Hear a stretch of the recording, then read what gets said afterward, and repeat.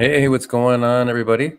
Good to be back, and welcome to episode 52 here of Ollie Lead Zone AEZ every Tuesday night here on YouTube. And thanks for tuning in just now, or if you're watching this on repeat, we always appreciate the support.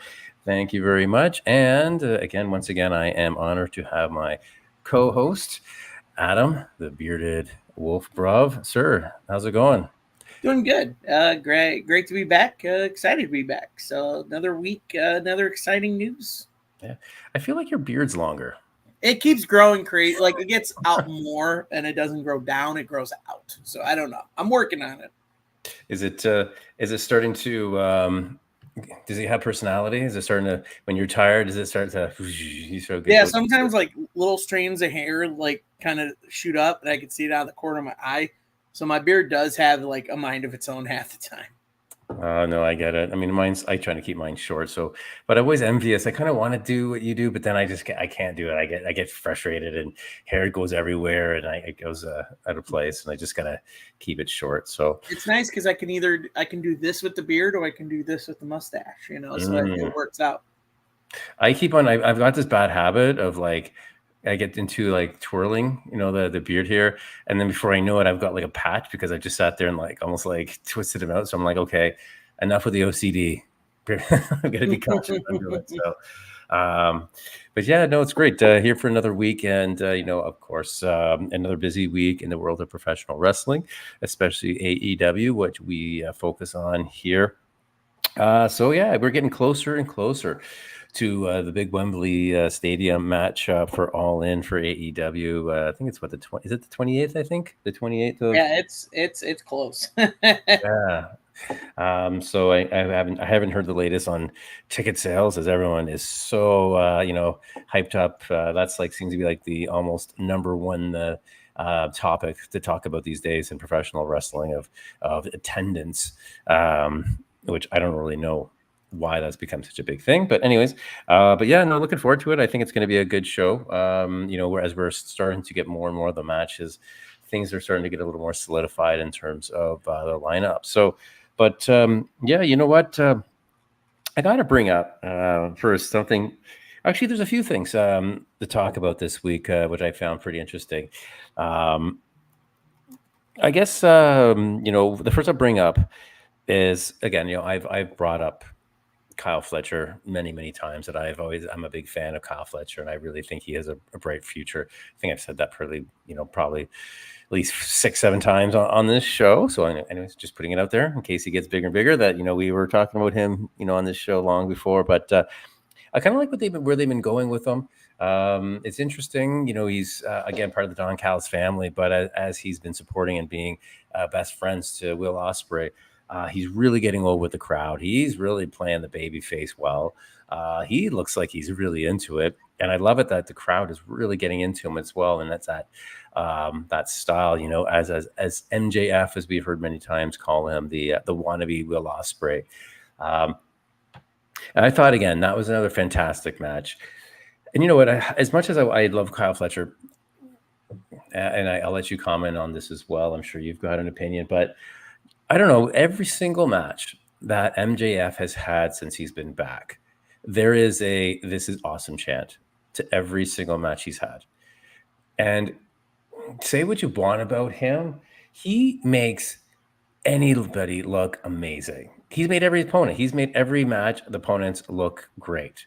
He's, again, as much as I don't want to like MJF, I can't not, in terms of like the skill, the quality of match, the storytelling. My God, he's good.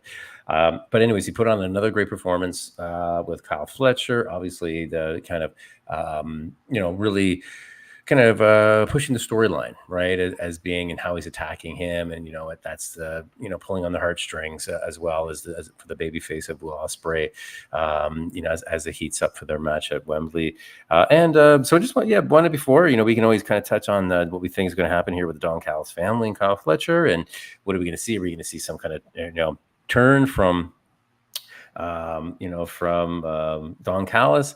But you know what, Adam, I'll let you give your opinion on, I'll say Kyle Fletcher and the match, and the quality of MJF matches. Yeah, no, I thoroughly enjoy how Kyle Fletcher's come along. Um, yeah, I don't know where they go with the whole Kyle Fletcher, Don Callis, Will Ospreay kind of thing. But every time Kyle Fletcher gets in the ring, it's always a good match. His match against Will was great. His match against MJF was great. Even his time with Aussie Open and doing that with his partner, who's currently out with injury, I think they did an amazing stuff. I think he's a really talented guy.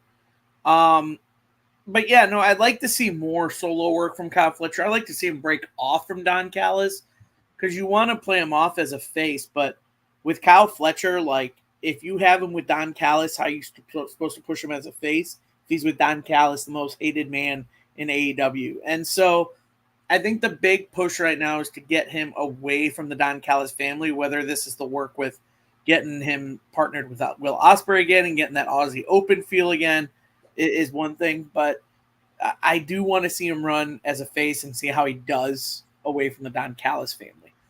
Now, on the take of MJF does make a lot of people look good in a match. And that's total honesty. And I mean, he just went, I believe, to a CMLL show or one of these shows with his title. Put that Rev on, Pro. I think it's Rev Pro. yeah, Rev wrote like he put on a match there, and he put on a great match there. So I feel like MJF is I don't want to say old Cena, but someone like new Cena, like the Cena that's at the end of his career, putting over young talent, putting over like an Austin Theory or a Solo Sikoa. I think that's where I see MJF more so on the winning side, but making the other guys he's wrestling look good, and not making them look like they're just there and just regular jobbers or guys being fed into a match that didn't want to be fed into a match. I think anytime you put someone the caliber of MJF in the ring with he understands the business enough to where he's going to make his opponent look really good. So actually, while we're kind of on this topic, I wanted to get your opinion of what you think. Do you think you're a more successful wrestler and a better wrestler if you can make your opponents look really good, maybe even better than yourself? Is that more important? I mean, is that almost like a Ric Flair used to do? Because Ric Flair used to take punishment for about 70% of his matches, and he only had about 30% offense. But you created such a storyline and such a hate for him that he'd always kind of sneak out with a dirty win at the end and frustrate fans and enrage fans, right? So I think that was part of his thing, right? He can make like someone like like a Ric Flair can make guys look really good in terms of the storytelling. So what do you think? Do you think it's more important to be where you're be able to do the moves properly, or to take bumps really well? I think it's a combination of both. I think that's what you got to look at is not just someone who, like on the topic, you could talk about a Ric Flair who, sold out arenas and was that ultimate heel face goon that really sold the beatings he took, but again, somehow found a way to win. But it's also about the movesets he puts in for his offense. Yeah, granted, he only puts in a little bit of offense, but again, he's the reason why he's the dirtiest player in the game, So, I mean, the eye pokes, the scratch on the back when they're in the corner, or the biting, or anything like that. I mean, that's right? The low blows with the ref's back turn, but that's what MJF is doing. MJF is playing that Ric Flair role. But yeah, I think it's a combination of both skill set in the ring of what you can do within your move set and everything, but also projecting that character and making it seem like, all right, if I do this with him, he's going to get a lot of good cheers for this. But if I start doing this to him, he's going to get more cheers. I'll get a lot of boos and all this stuff. So it's kind of a double-edged sword of playing both sides of it, of both selling moves and doing your own moves to get that crowd either behind you or against you. Yeah, I guess it also is a sign. I mean, if you're willing to take bumps really well, that to me always shows that you're putting your ego aside, right? Because you always hear some of these stories that guys with the attitudes and the egos didn't want to necessarily take some of these bumps because they feel they didn't have to. But like someone like an MJF, he will take bumps and he will get the shit kicked out of him, right? Again, if you're kind of going with that same mythology of a Ric Flair, right? Where you get you get beat up most of the match, and then you're able to be, again, the illegal moves and then sneak out the win.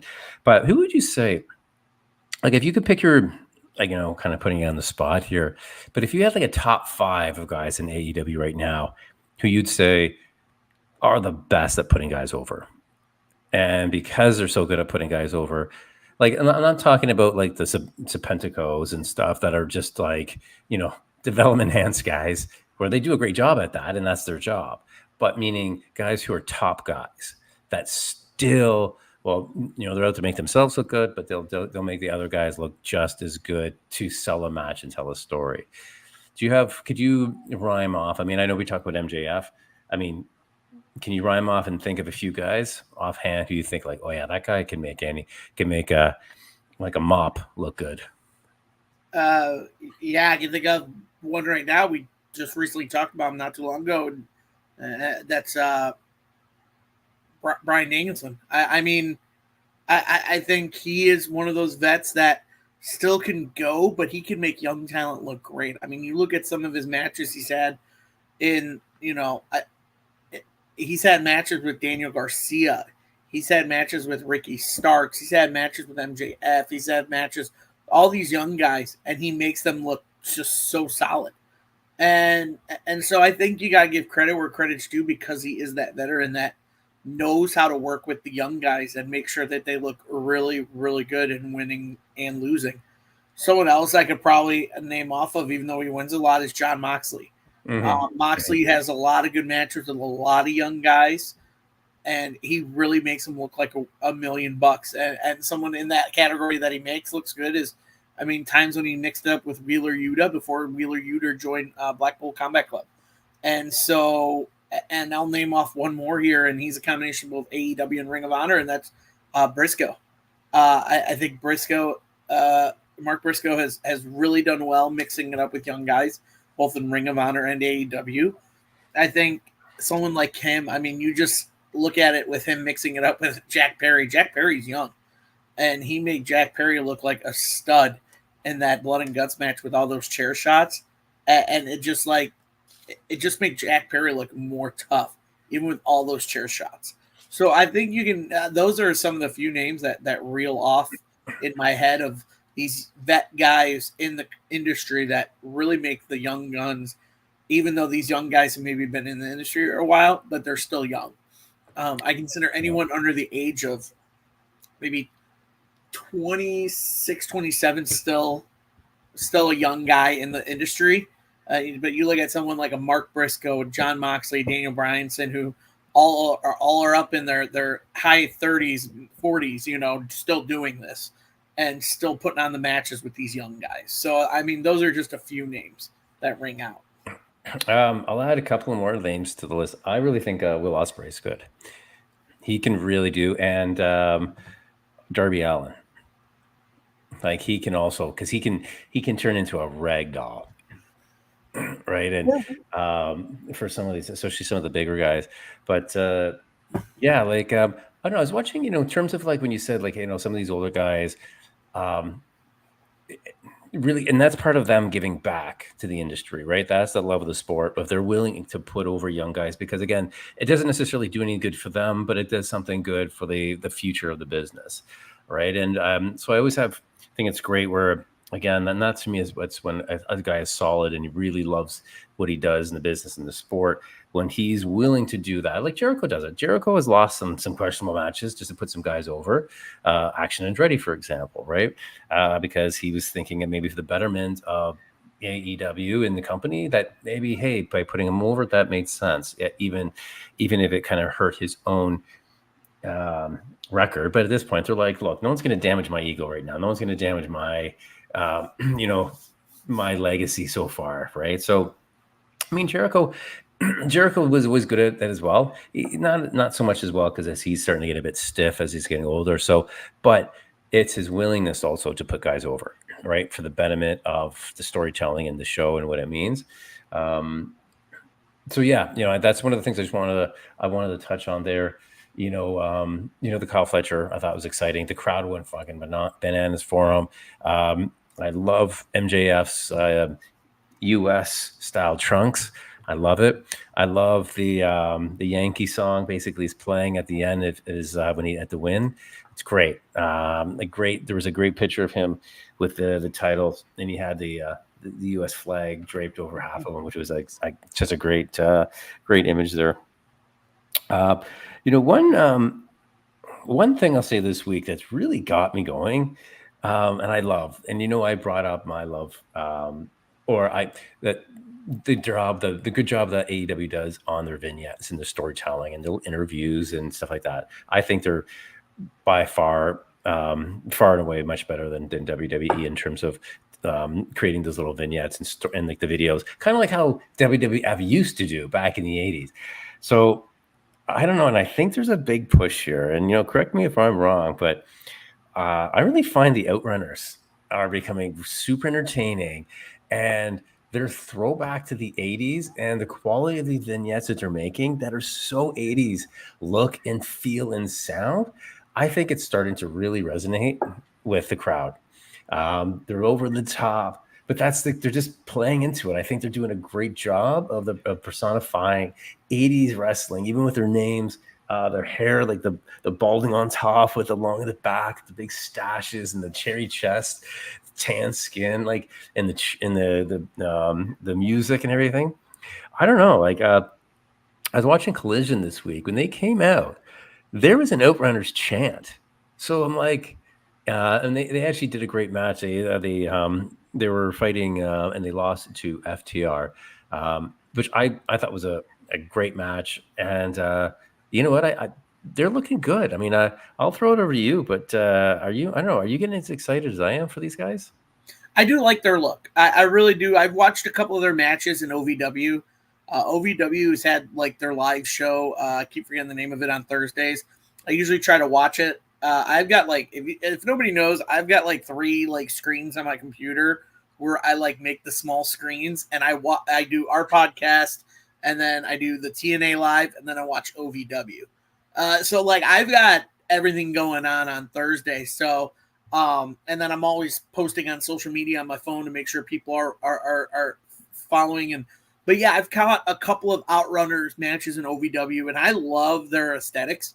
I really do. I love the 80s workout beach bod kind of guys, like the kind of guys you run into on at Muscle Beach in California. That's what the vibe that the Outrunners give me is like. If you go to Muscle Beach on the West Coast, you'll see those two like with their glasses and their mustache, like rocking out like to a stereo, doing pumping iron there.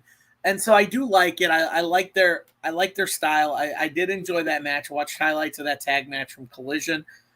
I do enjoy their aesthetics. I think right now what you're seeing too is a little bit of a throwback to both 80s and 90s aesthetics in pro wrestling. I mean, even MJF brings that out a little bit with some of his Ric Flair kind of stuff where he does the walk and all that stuff. Although we had just talked to Barry Horowitz last Thursday, and when we brought up the fact that on SmackDown that DIY does the little pat on the back like Barry used to do, he says I don't like that. He goes, I like originality. I like people that come up with their own ideas. Although it's supposed to be a form of flattery, it's figure something else out. Like I hate it. He doesn't like it a lot, but he's okay with it. But what we're seeing now is a lot of that of these wrestlers in AEW, WWE that kind of still throw it back a little bit to other wrestlers in the past. Whether it's honoring them or just kind of imitating them is one thing. But the thing with the Outrunners is they are honoring those kind of cheesy tag teams from the 80s and 90s that got that aesthetic, but they're doing it in their own way. So I don't know if that makes sense. But yeah, no, that's my thought on the Outrunners. And with that, how important are you finding that these vignettes are to build that characters? Like it's because again, I really find it's the feel of it, right? It's the camera, and it had, like I said, it's like as if it's been recorded on VHS, and like the how the things and the music. AEW, the production team is so good at finding the right type of music to fit, and I love their slogans. And one of them was like, "We're coming for your manhood." like the cheesiness is so good. Like, when something is so cheesy, it's like you can't look away. Like, it's just so good. They're just playing the cheesiness as best. And I think you're right. And I think what always happens too is, once when you always get a bit of a resurgence, you've got new fans that come in and go like, "Oh, what's going on here?" And then now more than ever, that you have archives at your fingertips that we never had, unless you know someone who actually had like the VHS tapes of, like, oh, you've got like ECW tapes. You found those. You've got some New Japan stuff. Like, unless you sent away for it or were able to record it from somewhere, or bought it, like, it came out, right. We didn't have those tapes, right? So there was a lot of nostalgia and a lot of talking about it, almost like legend had it, the way we used to talk about wrestling. But now, anyone who wants to look at anything or go back can, right? And so I think there is, even when I go back to the 90s, I'm like, you know what? Early 90s, I'm like, this stuff was good. There was some really good wrestling in WWF. The And that, sound, the look. yeah, now I don't mean to cut you off, but Yeah. like when you talk about videotape trading, a lot of people did that back in the 90s, especially during ECW times. The ECW fan base, when these other wrestlers from other promotions came in, they knew who they were based on fan tape trading.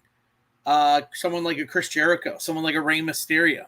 They all traded tapes from other promotions and watched these guys, so they knew who some of these wrestlers were. But yeah, no, but like I said, like you were saying, like it's just that nostalgia and something we wish we had growing up. Yeah, and and there is that right now. There's definitely still of interest with the new generation. There's a certain obsession with the '80s. There always has been, but the '90s is like the new '80s, right, for the new generations. Because again, there's enough big enough gap for them to what it is. But when I love going back, I know I'm kind of going off a bit of a tangent here, but even when I look back and watch, even on the WWE network, and they'll show some of the matches from the past pay-per-views from like the early 2000s. And if you look back, there's really, I mean, within a 20-year span, there's not much different for aesthetics. You know what I mean? It's not like 1975 versus 1995, which that was worlds apart, worlds different. But if you look at 2004 versus 2024, there's not much difference. I mean, in terms of where the ring is, they already had like the black barricade was already by then. With the padding and the lights and the stage, that has already happened. So there isn't that much of a difference, right? Like this past 20 years for professional wrestling in terms of the look. Where again, when we had it, it was a major difference, right? So again, I think it's easier for new fans to kind of watch old wrestling and be okay with it because it still looked modern to them. Where if you're back, if you're in 1995 and you're like, I want to watch some of the old stuff, like even 1980 was worlds apart. The style, the look, the feel, everything was different within a 10-year period or 15-year period. But I don't think it's changed as much. I don't know. I don't know what your thoughts are, if you agree or disagree with that. No, I mean it's gonna evolve every decade. I mean, over the decades, it's definitely evolved. You go back to the old 1950s wrestling, with the original gorgeous, George and all those guys back in those 50s doing all that. El Santo in the 50s, the masked silver wrestler. It's evolved from that to what you see in the 60s to, the territories in the 70s and 80s to, WWF becoming what it was with WrestleMania in the mid 80s. And then just the birth of WCW, but it evolves. You see what I'm saying is It evolves. And I think it's going to always evolve. There's no doubt about that. It's always going to change on a dime. A promotion's going to be different. I mean, we just saw something. I'm sure I don't remember you putting this in the notes for tonight, but you look at something like the Canadian wrestling promotion that Scott D'Amore starting back up. Right. Like that is starting back up, and like it hasn't been around for a while. And so him starting that back up, it's like, well, we can evolve this. And now he is evolving it because he's getting wrestlers from different promotions involved in this.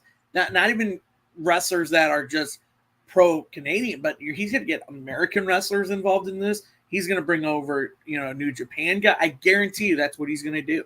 He wants to make this. I feel like that's what he's going to do with this Canadian. He's going to keep it primarily Canadian and host it all in Canada. But the fact that he may bring in guest wrestlers from different countries and different promotions that's huge. That's evolving. Right. So I mean, you and like I said, you look at WWE, they're evolving. AEW, they're going to evolve. So they're going to change on a dime. So to your point there, and I'm glad you brought up Scott D'Amour's bringing that back, the Maple Leaf Wrestling. That to me blew me away, and I'm actually was really curious. I would love to know what the reasoning is behind it. I know you could say, it was a staple, it was a foundation, it was what it did, for Canadian wrestling and all the wrestlers that they brought in who came through the territory. There is a lot of significance and history. I get all that, but really, like, for such an international product to focus going back and almost bring it back a territory feel. I don't know. Do you think it's the right time? Like, how do you feel when you hear about this? I think it's a combination of two things. I think it's the feel of bringing back territories, just because we're seeing wrestlers change promotions so much, but also I think it's just Scott. I think it's Scott looking at these big companies, especially WWE and AEW, wearing his options like, if I go to the big companies, because you got to remember, he was let go by when the big company bought TNA. And so now he's looking at WWE owned by TKO. And then he's got AEW, who's Tony Khan, his dad, Shah Khan, and their company, not much their company, but their business. And he's looking at it, he goes, do I really want to run and work in a wrestling promotion where I've got possibly limited creative control, or do I want to revive something that was such a staple in my time, put creative control in it, make it better than it ever was, and do it myself? I think that's what he was weighing out in his options when he was let go from TNA. And I don't blame Scott. I really don't. I mean, if he doesn't want to go back to a big corporation wrestling promotion like a WWE or an AEW, that's fine by me.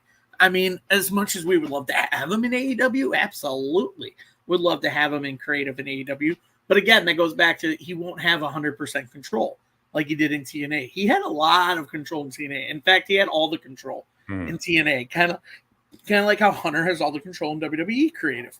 So, and he wouldn't even have a share in that. He would be a writer, and he doesn't want to be a writer. He wants to be a creative mind. He wants to be a Paul Heyman in the ECW days. He wants to make the show. He wants to make the wrestlers stand out. So I feel like it's a combination of both that and the fact of bringing that nostalgic territory feel back to professional wrestling. Yeah, and you know what? I mean, I agree with a lot of your points, and I think if there's any time to do it, there is a plethora of talent and places to get coached and guys who are quality and all styles. I'm seeing all styles across the board, and I feel like there's more than ever that there seems to be, and maybe that's is what Scott would say, is that there seems to be a fan base for every type of level of wrestling. Right. It's not, it was for forever. It was like either you watch WWE or nothing. Right. So now, and it's open where I feel like it's gone back to, it's kind of that thing that this kind of a nostalgia grassroots type of feel. Right. It was kind of like with music, for example, you got music would kind of progress from 8 tracks to get tapes, LPs, CDs, MP3s, where it's almost like, I got to follow the trend to get bigger and better. This is the best.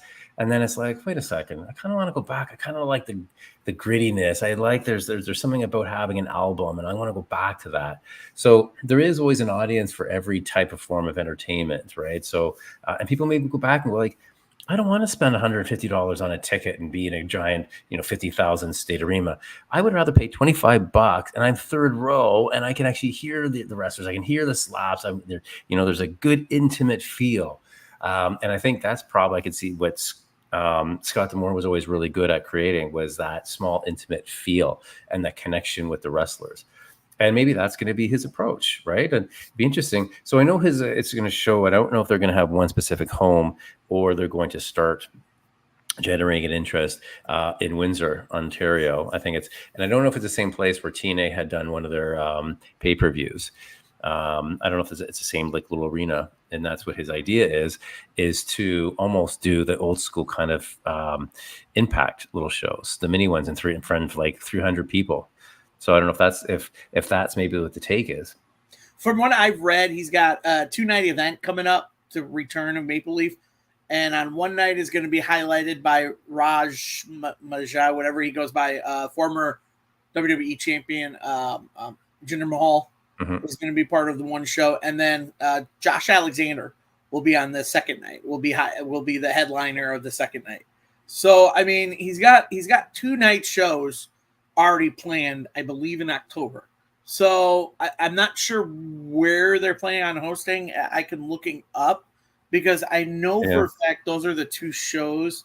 I think it was Windsor, but I don't know if it's at the arena that they had one of the TNA events at. Right. That's what I'm looking up right now. Maple Leaf Wrestling. Is Josh Alexander still with Impact or TNA? He still is, yes. Really? Yes. So it looks like their shows will be Saturday, October 19th. And Sunday, October 20th at the St. Clair College in Windsor, Ontario.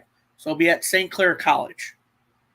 Yes, Raj Dasi, Josh Alexander, Giselle Shaw, Kushida, Kylie Ray, Trevor Lee, and many more. Both shows are going to stream on Thriller TV. So if people have Thriller TV, you guys can watch it. I know. I've never heard of Thriller TV. I have. I just never subscribed to it. Yeah. No. No. I'm hoping, in some of the platforms like 123 Wrestling, hopefully they'll have be able to carry some of those shows because it'd be interesting to watch that and support that. So, but yeah, no, that'd be interesting. No, I'm glad you brought that up because I was actually very surprised to see that that's what he's going to do instead of like you said, joining with one of the companies, having maybe not having as much control as he wanted to, and saying, you know what, let's give this a shot. I know how to run a company. There's lots of talent out there. There's lots of talent that's not maybe being regularly used that are good, and he seems to be really good at putting guys together as well, or are utilizing guys that maybe were underutilized in other places. So, all the best to him. I hope it really goes well. I'd love to see it thrive and have that bit of a Canadian flair. So that's kind of that'd be kind of neat. And maybe if that's the case, we're gonna have to start incorporating. If we're gonna be a Canadian podcast here, we're gonna have to incorporate a little bit more Maple Leaf Wrestling. I wouldn't be against it. I mean, I might just get Thriller TV just to check out those events. Yeah, well, good on you. So we'll wait till October to see about that. But I guess I wanted to bring up because I know we were talking about the match with the Outrunners, and I also noticed, and maybe you have as well. I know to me, FTR looks as healthy as they've ever been. I mean, the appearance and the way they're into it, the way they're moving. I mean, I could be totally wrong, but I think they look like they're back. I know they never really left, but you know what I mean? Maybe we talked for a bit where we were kind of wondering, are they going to take a break? Are they hurting? Are they slowing down? But the last few matches, I've seen them kind of go right back up there, which is good. They don't look like they're winding down. If anything, it looks like you could see there's a potential feud coming up between the Acclaimed and FTR. That's what you're kind of hinting at, which is a little. I'm curious about that because they're almost starting a storyline with these guys, but you've got the Acclaimed fighting the Young Bucks at All In.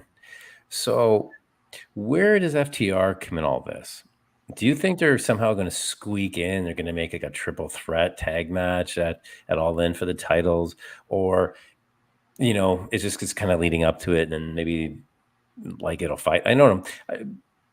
Where do you think that they're going with this, and what do you think of FTR where they're at right now? Well, actually, that tag match is tomorrow on Dynamite for the tag titles. FTR the tag titles. No, the Acclaimed and Young What? Bucks.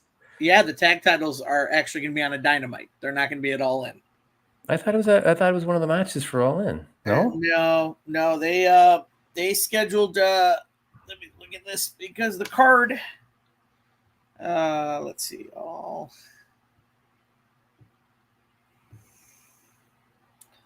Yeah, because I'm pretty sure they already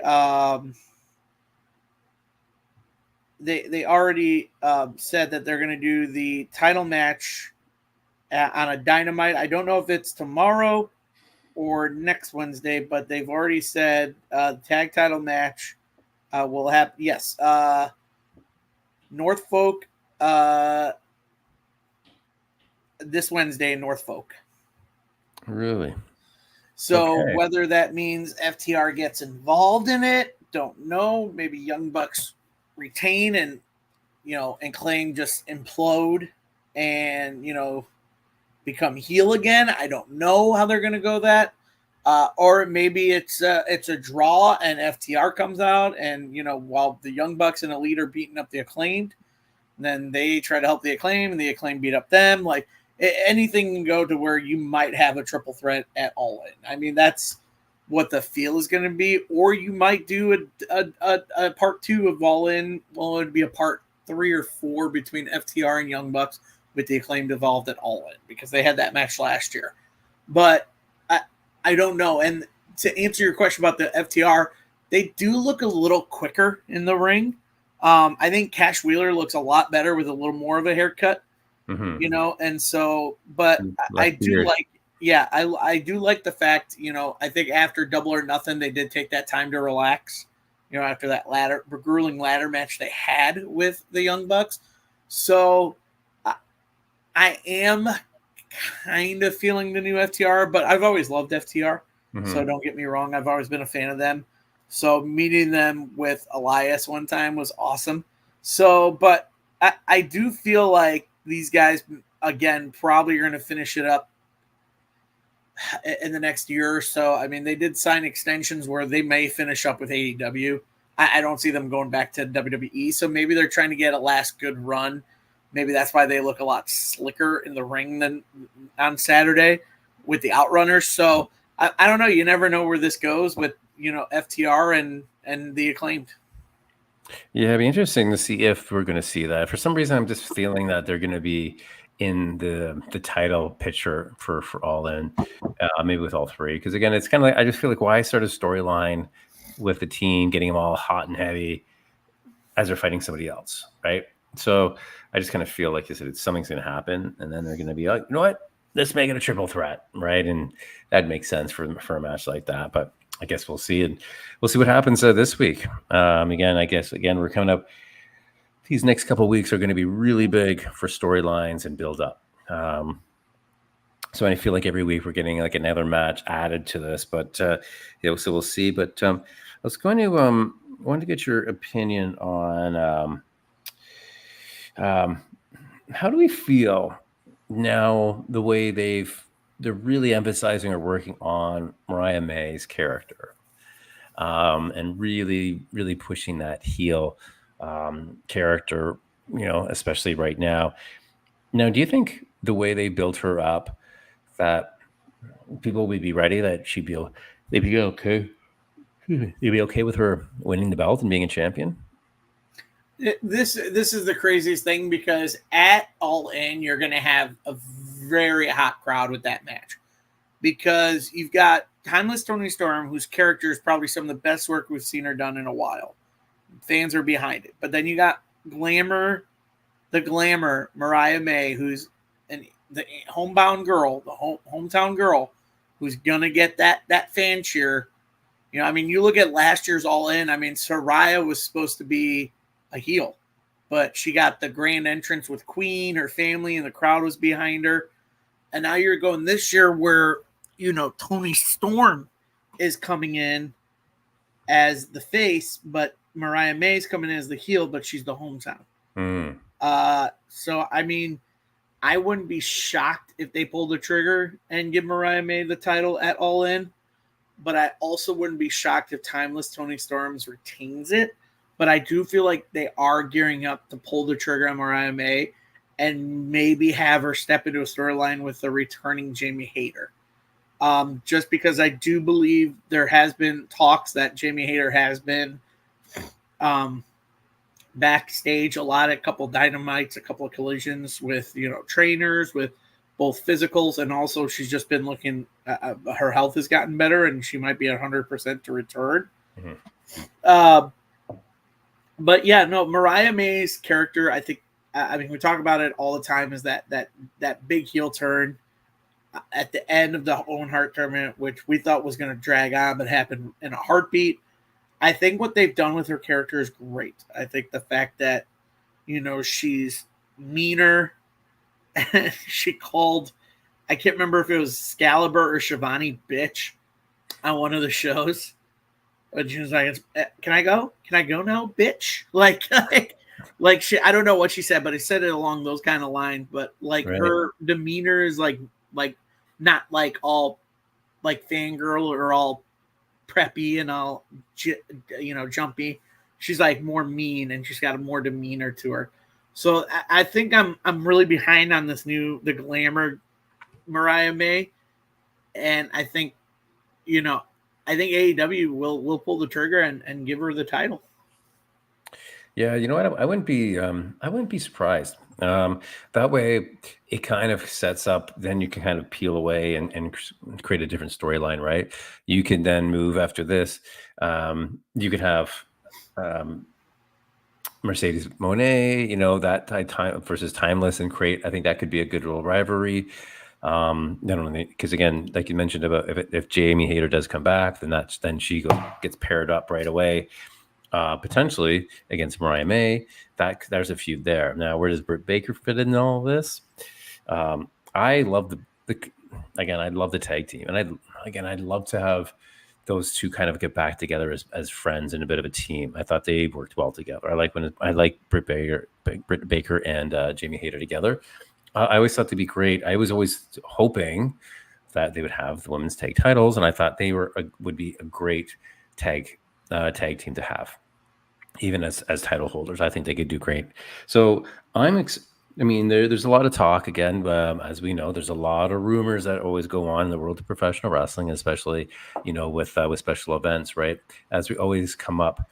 And people always expect a spoiler, or everyone's looking for a surprise, especially when it comes to like a WrestleMania, a SummerSlam, and All In, right? People are now it's an expectation. Who's coming back, especially if there's people that are coming off injury or we haven't seen, or that guy's contract is up. Are we going to see this guy now like show up? So I know we kind of talked about, and I know you've always kind of mentioned and said Jamie Hayter would be a welcomed surprise, or kind of some even expected surprise at this point. Now again, that's pretty disappointed if she doesn't show up. There's going to be a lot of disappointed people who definitely thought I thought this was the perfect place, perfect opportunity to reintroduce her. Now we always think, okay, so let's assume that's going to be one. Is there anybody that you've heard or you think will make either a return from injury or has come over from another promotion that will make a surprise kind of entrance in some capacity in All In? I mean, I don't know if his 90 days would be up or that he had it in his contract. He doesn't have to wait for the 9 days, but someone like a Ricochet. I think that's been a rumor going around for a while, is that Ricochet may head over to AEW. I wouldn't be surprised if he did. I wouldn't be surprised if he didn't. It's also the whole, well, what does he do? I mean, can he, with his body, he does a lot of the high flying stuff that, and the crazy stuff that Will Ospreay does. So you could have great matchups like that. But, he's also, out, for the time being, he's now time to relax. Like the guy's gone full 100% since he joined NXT. And once he got on the main roster, he was always there. So he's been going for a long time in WWE before they released him. But I wouldn't be surprised if he did join. I wouldn't be surprised if he joined TNA. I wouldn't be the bit surprised if he doesn't join TNA. So I mean, yeah, I mean, there's always rumors. We always talk about who would make who would return, who would debut at All In. I mean, All In is one of the biggest events for AEW. So of course Tony's got to pull out all the stops to get people talking about it and all that stuff and make it blow up social media. So yeah, I wouldn't be surprised if we get two big, one big return and one big debut at All In, and one being Ricochet, one being Jamie Hayter. There's no names right now I can think of besides him that most possibly will debut at All In. Just because I feel like everybody that left WWE is now TNA, that they're happy. Someone like a Nick Nemeth and stuff like that. I think he's happy being over in TNA. That I don't think he would ever jump over to AEW even for an appearance. So yeah, no, I can't really think anybody else but a Ricochet maybe showing up at All In, but that all depends on what his contract status is and if he has that 90-day clause. Yeah, no, I agree, and I know with Ricochet, I know he's really good, and he's entertaining, and he's had some fantastic matches over his career. But even if you bring him over, he's still just a mid card guy, right? And there's so many guys that would be above him that are with the organization, but just waiting for them to come back. Like possibly is Kenny Omega ready to come back? Right. I mean, hey, no, they kind of introduced him. Hey, he did a little bit of stuff, when they were doing the Canadian tour, especially Winnipeg, it makes sense to have him there. But that was like a couple months ago now. So is he at all ready? Are we purposely not hearing because they're doing a really good job of just keeping the statuses quiet, to keep it kind of under wraps, to keep some of this momentum actually a real surprise, right? Because again, some of these surprises would be ruined by now with the rumor mills and people online just trying to spoil anything possible, which people love to do these days. I mean, I'd love to see a Kenny Omega. I mean, I don't know if that's even feasible. I don't know where he's at. Again, you don't have someone like him on the card. I'm assuming Eddie Kingston is still out with a broken leg, or he's nowhere near being ready. But what a John Moxley, like should he be on the card? I mean, an event like this, are we going to expect to see him? Or I mean, how about the whole BCC? I mean, besides Bryan Danielson, they haven't mentioned the BCC, have they, as a possible match? I mean, I don't see them just throwing Moxley in on the buy-in, card, right? But I don't know. Have you heard anything? I mean, are you expected to see Moxley, or does it make sense because there's no storyline for him? So there's no point. Again, they might not have anything for him. I mean, looking at the card for All In, even though we're like almost 2 weeks away, right now we've only got a couple of solid matches in line. We've got the women's title, we got the TBS title, you got the world title. You're obviously going to have Okada and Claudio maybe for the Continental Classic title, or maybe they have it before the Continental, before All In. I don't know. You're going to have Jack Perry, Darby Allin for the TNT title. So, I mean, right there, you've already got a few matches. And then you've got Stokely and Statlander versus Willow, and who did she pick? Ishii, I think she said. Yeah, the old guy. Yeah. So, I mean, you got that on there. So, I mean, right now, last year, if I can remember, they had like 10 matches on the card. Yeah. And that includes the buy-in. I think they have 7 right now. Yeah, I think there's 7. And they kind of mentioned that the Willow and Statlander, that mixed tag match was going to be on the 0 hour. Right. So right there, you've got 7 with 1 already on the 0 hour, so that gives you 6 on the main card. I feel like they may do 1 or 2 more matches for sure to solidify, which is the trios title match. They're going to make that a triple threat. We saw that with what happened on Saturday at Collision with the patriarchy causing both teams matches. So they're going to make that a triple threat match for the trios titles. That might open the show. I mean, that might be on the main card. But then you still got 1 more possible match to put on the 0 hour. You may have 2 matches on the 0 hour and then 7 matches on the main card. You know, sorry to interrupt you there, but no, you're good. it I just was done. it just popped into my head there as we're talking about what makes sense about who could come out. If you do, which I again I could be wrong, and if anyone can correct me, I thought I heard that they were going to do a gauntlet match that will then give a future title match for one of the championships.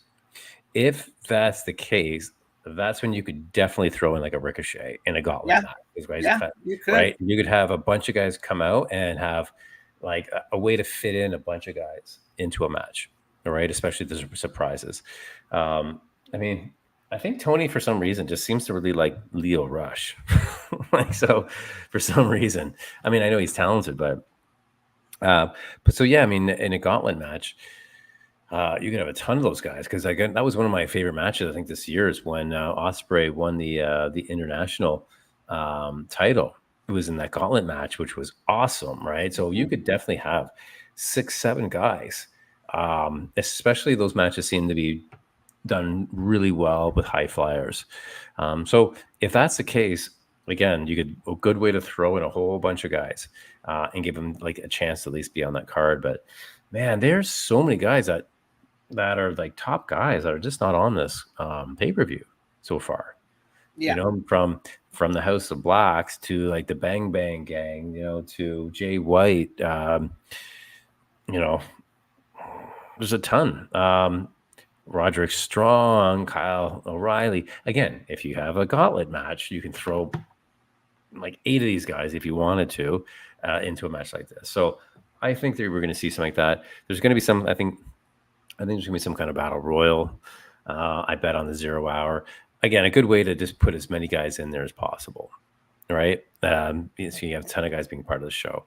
But I don't know. Do you think like a something like a like those like a gauntlet match would make sense? Yeah, either that or a battle royal. I mean, you could have the all in battle royal to end the 0 hour in, and maybe have a surprise, Ricochet show up at the end. Almost like a casino battle royal, or like those gauntlet matches where they do every like interval have a new guy enter, and once someone enters, then pinfall or submission wins the match. They've been doing that a lot.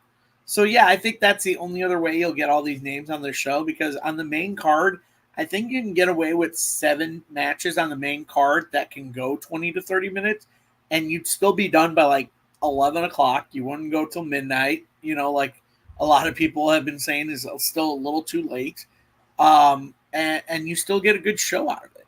So I wouldn't be surprised if they put 2 good matches on the 0 hour, including a battle royal. To even get the 10, who knows? Maybe they just put those 2 matches on the 0 hours, that mixed tag match, and then the battle royal gauntlet. Yeah, I definitely think there's going to be at least 3 matches on the 0 hour. And you know what? The fact that this is in London, which means we're going to be potentially from where you are and I am, potentially 5 to 6 hours difference. So we're going to be starting and watching this in the afternoon. So for us, do we care if it goes long? It's one thing when something ends at midnight on a Sunday night, and you're like, my God, I got to go to work. And this is late. But if you're just watching wrestling all day long through like lunch and dinner, right? Like, does it really matter? Right. So from our standpoint anyways, right, we're like, yeah, it's okay.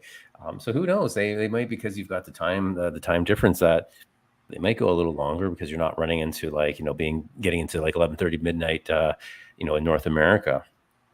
But just I want to touch on, I guess, as we approach our hour here, but on Collision, they had the Thunder Rosa, the bull rope match between Thunder Rosa and Gianna Peraza. Diana Perazza, yeah. Perazza. Again, it seems Perazzo. So I don't know. Is this like the third? I mean, are we? I don't know if this was the finale. Are we done seeing these guys fight? And a match like that. I mean, it was a good bull rope match. I thought it was done well. But again, there's 2 girls like this, 2 women that are we going to see them? there has to be maybe another match for women. I think again, even a women's battle royal or something else. I think there's enough women to have another match, even though we're seeing 3 on the card. But that's like what, 3 out of 10, 3 out of 11, right? So Yeah, depending on how many they put on there. yeah. So I mean, again, we saw. I don't know if you had a chance to watch the match or some of the highlights, but Saw highlights, yeah. yeah. So I thought That it was, table spot was a little rough. yeah, that looked like A it little hurt. rough. I thought Deanna maybe broke a rib. Yeah, that was So, actually one because that's the way it broke and like way she was just like right on top of it. Like I was like, yeah. yeah. I was like, I wouldn't be surprised. I was like, if we heard that she actually was injured, I wouldn't be surprised. But it was, you saw a very emotional Thunder Rosa, with the blood dripping down her face, and she was basically, I think, was just so emotional of doing a match like that in Texas. It was really emotional. All right, so you get to see someone like that really feel it, and so I thought it was a good match. Where do these are we seeing more from these two? When are they going to start coming into the picture, right? I mean, are we going to see them? Okay, they've done their feuds, done. They're ready to move on. Are we going to see All In as the reset, or because like with WrestleMania, it's almost like the reset. That's the reset time. The Monday Raw is like the brand new season, right? It's you finish up, you tie up all the storylines in a nice clean bow, and there you go. These are all the fine finales to it for the most part, and then let's start fresh. So I don't know if you feel that we're going to see the same type of thing with after All In. If we're going to see some new feuds, new introductions, as we have new champions. New champions always seem to set up some new storylines. And we're going to maybe see something like these two, right? Like Deanna or Thunder kind of move up a bit, maybe get mixed in after some of these hardcore matches they're doing. I think right now it's hard because they're tied up 2-2. So you have to have that rubber match eventually. And so I don't think you get it at All In. You might get it at All Out. You might get one final match between the two, and I think you'll get a first. You might get a first between these two women. I don't know what the first match will be. Maybe they're crazy enough to do an exploding barbed wire match like they did during the COVID time. But I don't know. You may do that then. They might be done with it. So I don't know when you're going to see them mix it up again, but it might be at All Out after All In, or it might be never again. As far as the reset button, you never know. Certain pay-per-views are supposed to be your reset, like WrestleMania. Like you said, WrestleMania is supposed to be the reset button every year for WWE. They get something new at WrestleMania, and then they move forward and get some new matches, new storylines, all that stuff. Or they just keep rehashing storylines like they're doing with Judgment Day, which, again, I'm not going to complain about. I just think the Judgment Day imploding thing was kind of coming along, and it had to happen, and now it's just dragging a little more.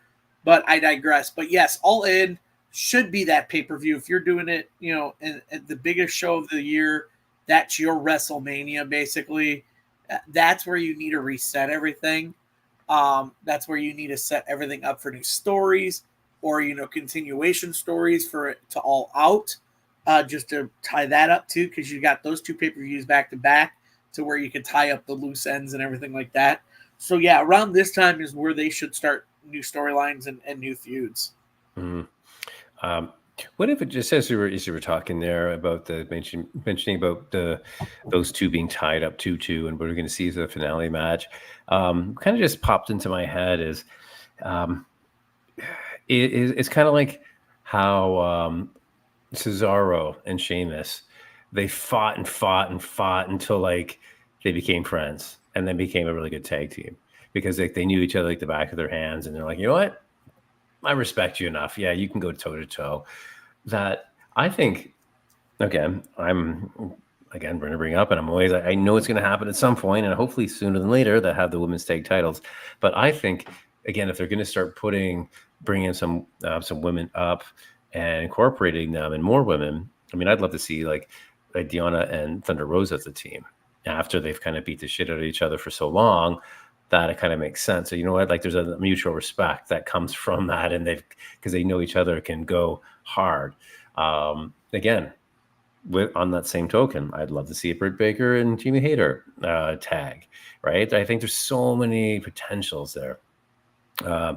I don't know if we're going to maybe see that.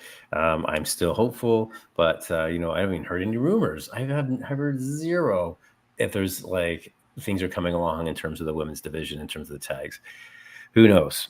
But I just want to touch on, in watching watching Collision, right, from that arena there, this sport, I don't know, it's a sport arena or whatever it is in Texas there. I guess it's the Ring of Honor. They filmed the Ring of Honor, and they're filming, Collision or Rampage is there. I actually don't mind it. You know what I mean? It has a good feel. It's not about covering up an empty arena. It's just, it is what it is. It's a I don't know, maybe it's got 500 people. It's got some good volume to it. It looks good aesthetically. Actually, when I was watching it, I was like, this is what NXT should go to. One of the things I can't get into NXT is the setup of the studio. I could get into it before, when it was the old black and yellow brand, basically, when there's some really, really, really good guys who are back there. And I think there's something about that arena feel. I think if they could change it up, darken it up, maybe get it a little bit bigger, I actually think would have it a bigger appeal. Personally, I would like to see that. I like to give it more of that professional wrestling feel, as opposed to this, fully rainbow colored, little studio, right? And everyone's all colorful, and it's like teenager wrestling to me. Like, I can't, you know what I mean? I just I can't. It's having a hard time getting into NXT. Even though there's some good wrestling there, the studio and the look really somehow plays a big part for me, whether I can watch it or believe it or get into it. I mean, I don't know what it does for you, if it bugs you or you like it and you like the old, WCW or NWA little studios, the low ring, like that kind of thing. That stuff all plays a huge part for me about my enjoyment. I don't know. Do you care as much, or does it bother you as much? What's your take Not on really. I do like the Full Sail NXT shows back in the black and gold days, but I see what they're doing with NXT now. I mean, it's more of a. I mean, technically, you could make it a third brand in your company, with Raw, SmackDown, and NXT, which they're trying to do. But yeah, no, I can see from a standpoint of where you don't like it, but I like the idea that these are actual athletes, like being trained in professional wrestling, and they're getting these characters, and you got the right crowd size for it, because the crowd can be more involved in it. Like you said, you'd rather go to pay $25 to go to a show with 300 people in it than pay 150 in a big stadium where you could barely see the action if you look at the screen above the ring. And so I think that's what WWE is doing with NXT. I mean, yeah, I do miss the Full Sail shows where they filled out the Full Sail University Arena at the campus. But I do not mind this NXT. I mean, they do their pay-per-views in sold out arenas anyways. So I mean, that does help when they do the pay-per-view shows. Mm-hmm. So they do get a good crowd for that. Again, it's just someone's preference. Yeah, but I do like what they've done. If they're going back to, if Collision, if they're going to maybe keep that as a staple and keep, again, going back to what WCW did, right? They kept a stable. That was their show on Saturday nights, whatever, from Orlando, from Disney, and that was their show, and it was there all the time. So I think it works. I mean, again, they're bringing all the talent. I mean, I've seen everybody's been on the Collision or the show, so it's not like they're not bringing in the names or not having like the top guys at least doing matches on there. And it just has a good feel. It has a better feel than when they do it in a big arena, and the lights are out, no one's in there. It's a big, kind of sounds a little emptier. But, again, going back, keep it dark. You don't really know how big it is, but you can hear the crowd. Even if it's 500 people, it makes sense because it just creates a good vibe in there. So, and the stage looks great. I think they've done aesthetically. I think it makes sense, right? And, it's a good show. again, just my personal preference. When I was watching it, I was just like, you know what? If NXT looked like this, a little darker, a little grungier, a little more professional wrestling, I think I'd almost maybe more interested in watching. But again, that's just me. But I just wanted to, it sounded like you had a great interview just before we wrap up. It's like I know you had Barry Horowitz on the show they interviewed, and just if you want to give a minute just to say, what you thought of it, how it went, your impression of him. He was awesome. Great to talk to Barry Horowitz. The man is a legend. He's like one of those people we talk about, like names that make people look good. That was Barry Horowitz. Barry Horowitz is one of those guys back in the 80s, 90s that make anybody look like a star in the ring, doing what he was doing, putting people over. And so he is the epitome of what we were talking about, of guys making anybody look like $1 million. He does have a book coming out. I made a comment on that on the show, so make sure you guys check that out. But yeah, no, I enjoyed the interview. I thought he was a really cool guy and laid back. Did you ask? Because I know we talked about it, and I was wondering if you guys got into it all with him about kind of his choice in making a career out of a quote unquote jobber, and if he was okay with it. And again, it was the formality of it. He did kind of answer it in an answer as far as someone asking, like, wrestling these big name guys, and he kind of answered that. Kind of said, yeah, I was in these promotions, I was putting these guys over, and I had no problem with it. I was getting a paycheck. That's all I cared about, and I got to be in the ring, got to do something fun. I got to travel. That was basically the gist of what he was saying. So again, if you guys want to watch it, it's on our channel. It was a great interview. It was like a 45-minute interview, so it was really good. Good. No, it's awesome. I'm glad you guys had a chance to do it. And with that, so do you? I'm assuming you're going to be doing your show this Thursday So big announcement. I got to talk with Connor about this, and it's been approved. And I feel like it might be a lot easier for a lot of people to do it. But we are going to be moving Talking Elite to Sundays. So we will be doing Sunday night Talking Elite.